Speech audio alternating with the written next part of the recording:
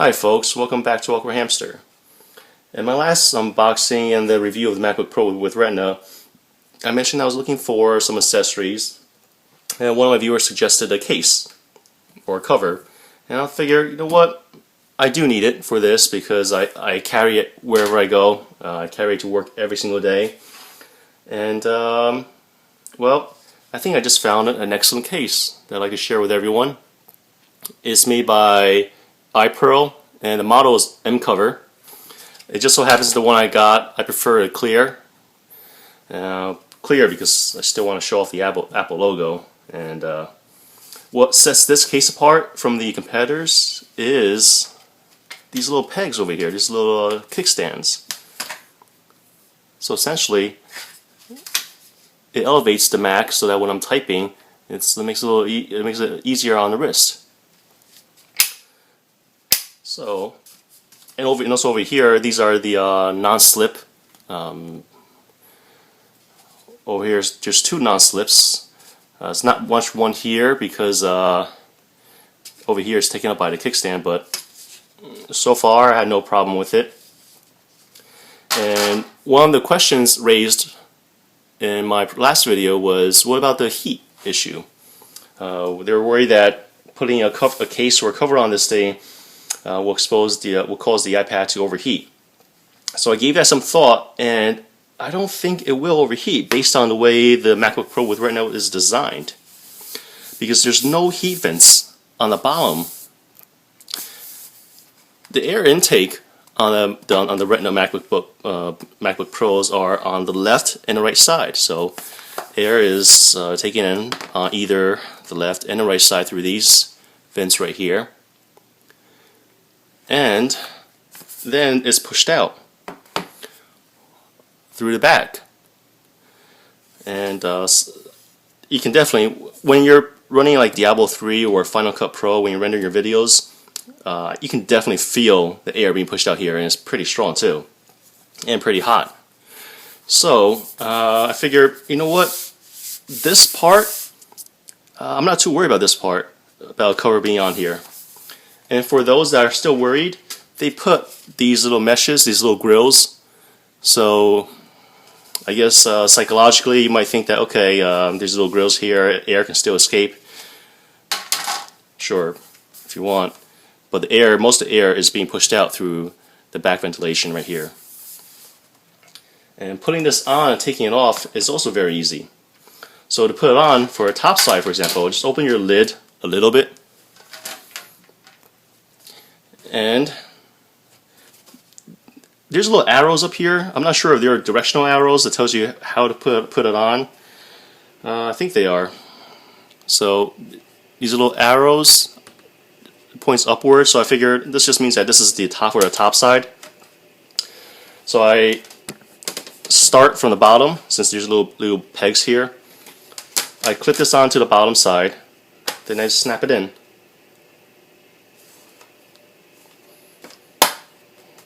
Just make sure there's 6 of them here. 1, 2, 3, 4, 5, 6. So once I snap it in, well,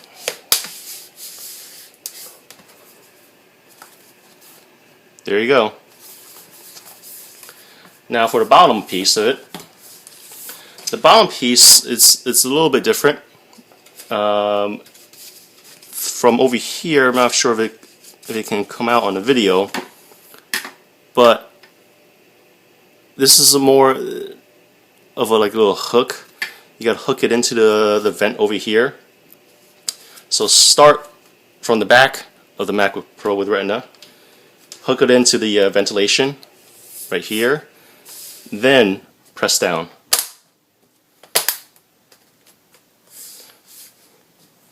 Everything lines up. The ventilation is still exposed, the exhaust, the intake is still exposed, and so is this side, as well as all the ports. All the ports are still exposed too, so you're not missing anything. It's not covering up anything. Probably the only thing it's covering up is just the corners. corners. It covers the edges, and because of the non-stick, it doesn't slide that easily. And also with the kickstand,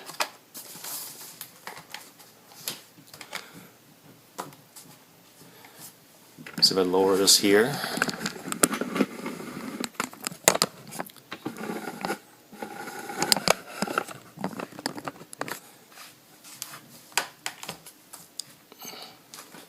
So it's elevated about like probably 2 inches, a little bit more than 2 inches. Using it, and no issues using it. It's if I was on a couch, for example, and I'm just putting this on my lap or I'm slouching, then sometimes I feel like this piece over here is just digging into my wrist. But it's not hurting. You just definitely feel it. But most of the time, if I'm just typing like this right now in the proper method, I don't feel this part right here. I don't feel any of these little tabs. And well, it's not interfering with anything else.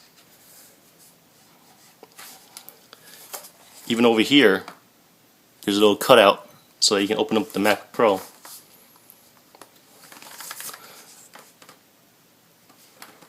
I gotta say, I'm very impressed with this product right here. Now, another thing I noticed is that it has these little, what do you call them?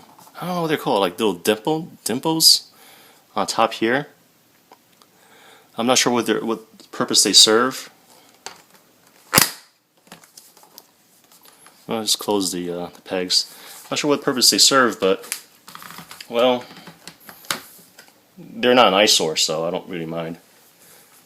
And as for the Apple logo, it still shines through this case. It's a clear case. Even with the color cases, they advertise that it shines through, but I don't know. I bought a silver MacBook Pro with Retina. I don't see a reason to make it blue or green or red. Might as well just keep it the natural color. And some questions that people may have are: how much weight does it add to it, and how much thickness does it add to it? Well, as you can see, it's not that much thicker. If I were to say, it's about as thick as a standard MacBook Pro. As for the weight, it was just 2 plastic covers. They're definitely less than a pound, so it's not going to add that much weight to it. This still fits in my laptop bag easily. In my laptop bag, I have 2 laptops in there, and this one still slides right in, no problem. I just love how it covers the corners, and now whenever I put on a surface such as this marble table right here, I don't worry about chipping it. Well, yes, chipping the table too, but I don't worry about scratching this the bottom finish, this bottom of a MacBook Pro right here.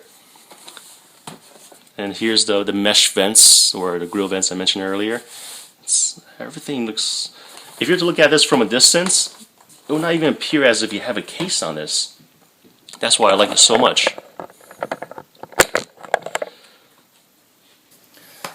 Well, I hope you like this review. This is the mCover. It's being sold on Amazon.com right now for about $20. And check it out. I would highly recommend it. Thanks for watching AwkwardHamster. If you have any questions, comments, suggestions, feel free to send to me.